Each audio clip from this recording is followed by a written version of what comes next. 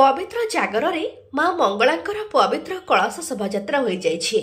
बहु पुरातन शक्तिपीठ मध्य कटकर गोपालचू लेन मठ साहिर माँ मंगलांकर पीठ अन्यतम।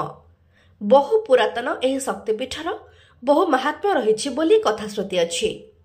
शुण जाए निस्तब्ध राति रे माँ मंगला यह अंचल परिक्रमा करिथान्ते, जार प्रमाण माँकर निस्तब्ध रात्रि रे पादर पाउंजीर ऋणझुणु तान। प्रतिवर्ष चैत्र पूर्णिमारे माँकर पीठरे झामु यात्रा अनुष्ठित होता है। यह यात्रार विशेषत्व जे यह अंचल प्रत्येक सधवा महिला माने माँकर बीजे पीठस्थली चतुर्पार्श्व हाथ में चूली तैयारी करी खीरी रांधिबा एवं माँ को अर्पण करबा।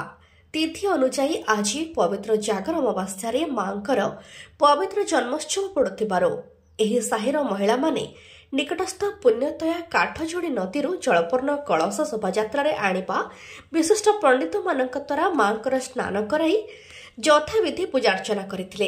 एही पवित्र कार्यक्रम रे साहिर पूर्वतन सभापति श्री विजय कुमार नायक, वर्तमान सभापति श्री बंशीधर खड़ाई और संपादक श्री अनिल कुमार नायक उपस्थित रही समस्त कार्य संपादन करथिले।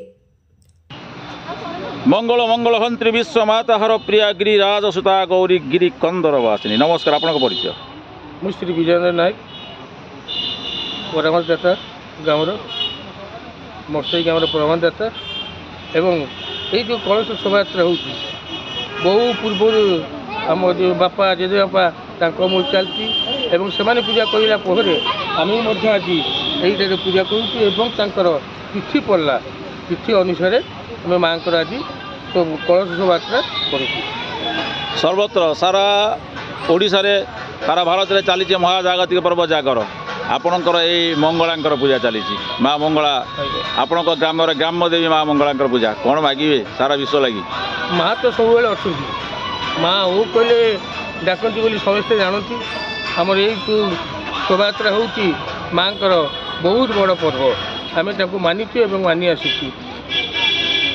कौन मानिबे मागिबे मांगी कौन माँ तो सब देती मांगी कौन धन्यवाद।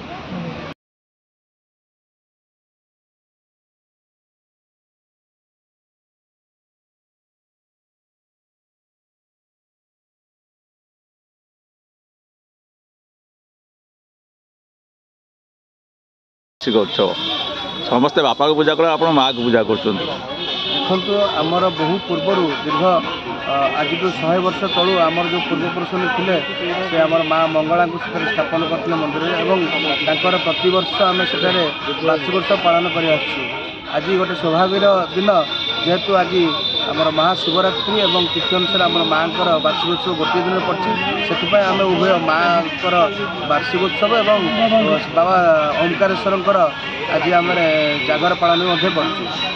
बापा माँ दी जन आशीर्वाद आप साउंटे सदा सर्वदा आम उपर अच्छी रही आशा कर कौन मागिबे माँ को मागिबे कौन माँ तो सदा सर्वदा आम उपर करुणार दृष्टि आम प्रति रखती दयारू आम सदा सर्वदा ग्रामवासी भलर अच्छु आशा करी माँ आग को समस्ते खुशी रे और विश्व जमी भलरे समस्त रही माँ पाखे कामना कर। धन्यवाद।